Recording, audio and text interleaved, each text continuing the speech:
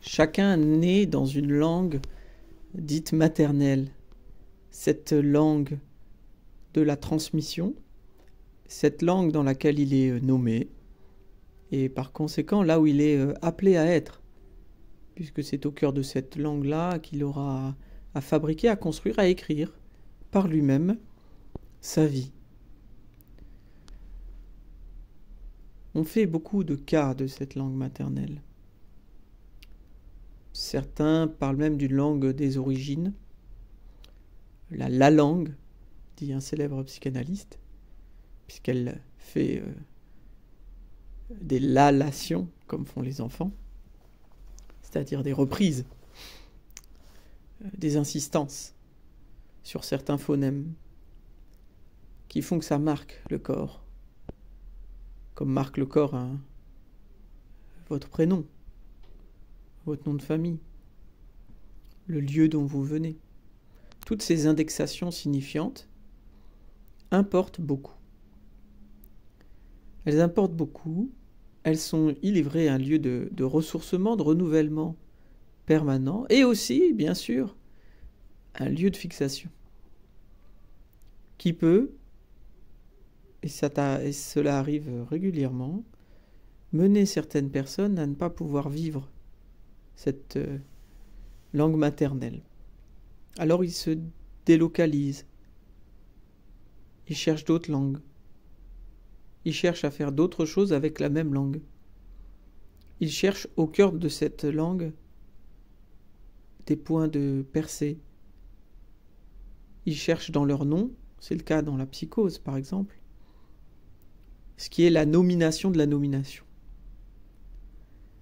Ils cherchent donc un nom mais ne trouvent pas, trouvent que le nom qui leur a été donné ne tient pas. C'est un nom fuyant, un nom qui ne s'adosse pas sur quelque chose de solide. Et donc c'est une perte de sens continu, puisque la fixation ne tient pas.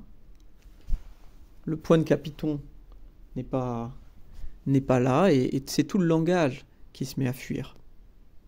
C'est vraiment ce qui donne naissance à des délires, qui donne naissance à ce qu'on appelle le passage du coq à l'âne, etc.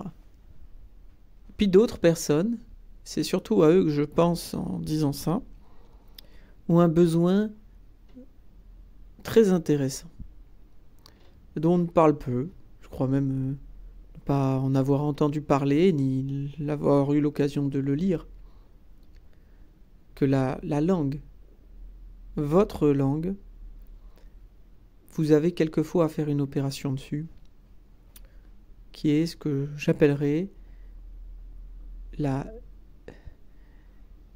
non pas la maternalisation de la langue, mais sa dématernalisation.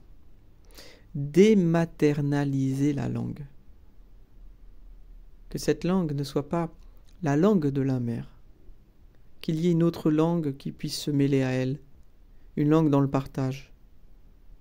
Les langues maternelles, ainsi, ont quelquefois une fonction écrasante.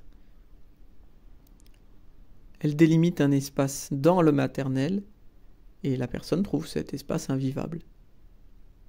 Donc, il lui faut réaliser ce geste de dématernaliser la langue et donc de se faire un idiome, une langue propre, qui est bien sûr complètement prise dans le registre du maternel, mais pas que. Avec des points d'aération, des points d'oxygène, des points de décalage. Et ça par le déplacement, la condensation, la métaphore, la métonymie, ce sont des choses qui sont abordables, possibles, et que la psychanalyse est un des rares endroits où cette opération-là est possible. Bon, donc pour ceux qui se sentent à l'étroit dans une langue maternelle, sachez qu'il est possible d'en sortir. Voilà, bon courage.